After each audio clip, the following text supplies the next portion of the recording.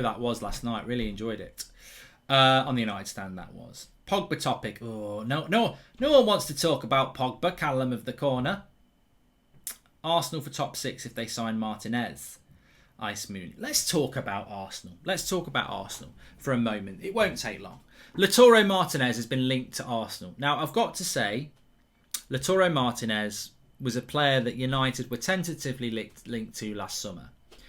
And it was about 90 million quid. If he ends up going to Arsenal, that's a cracking deal. That is. We're going to talk about Clash of Creators and all the beef and stuff that's going on in a minute. But we'll talk about Arsenal first. With Arsenal, Lautaro Martinez would be a fantastic signing.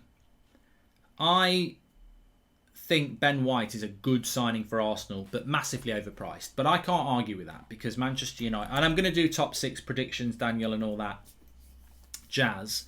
Username says, why would anyone want to go to Arsenal? What is there for them? I think... Look, Arsenal can't sit there like that. You can't sit there like that as Edu, Arteta and Kroenke and go, who's going to want to come to us with shit? Their job is to make that situation change. Now, the way you change that is by bringing in players that are going to make you a better team. Arsenal have finished 8th the last 2 years. There's a big hint there. Hossam, thank you very much. But if Arsenal got Lautaro Martinez and Arsenal got Ben White and they get a midfielder, although it looks like they're going to keep Xhaka now, could Arsenal get in the top 4? No. Welcome to Adrian Champ 69. Thanks for subscribing. No, they can't get into the top 4 this season. Absolutely not. And I'll explain that why in a few minutes' time. But look, am I going to be wrong? I'm not going to be wrong. I'm sorry, I'm not going to be wrong on this. Arsenal won't get top 4. But it doesn't mean that Arsenal fans should give up hope.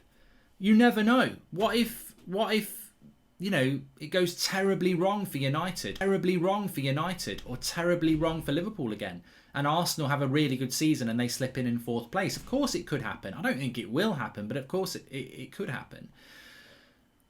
But look, you finished 8th the last 2 years. Progression would be 5th, 6th, 7th. You've got to be going for 5th. Arsenal have got to go for 5th and then hope that somebody slips up and they slip in. They've got no European football. They've got all week off. They've got all week off. They can go to Legoland. They can go London Eye. They can go Natural History Museum. There's lots of things to do in London. And they've got the whole week off. They're not playing in Europe. So that's an advantage. And we've seen that advantage happen before. I remember when Liverpool nearly won the league under Brendan Rodgers. Correct me if I'm wrong. They had no European football. And they played this energetic football where they beat a lot of teams in the first half an hour. And their fitness levels were superb. And I think Leicester did it as well. Did Leicester not win the league when they didn't have any European football? So there's a big opportunity for Arsenal this year, playing no European football at all, to be a very fit, energetic side. Now, Arsenal fans will be saying in the chat, you're having a bloody laugh with Arteta. He plays part of the bus football. Well, this is the thing I've been waiting for with Arteta anyway. I think this season is make or break for Arteta. He could easily be sacked, or he could easily have a really good season, and I can't predict it. Chelsea won the league having no football as well, says Louis, European football.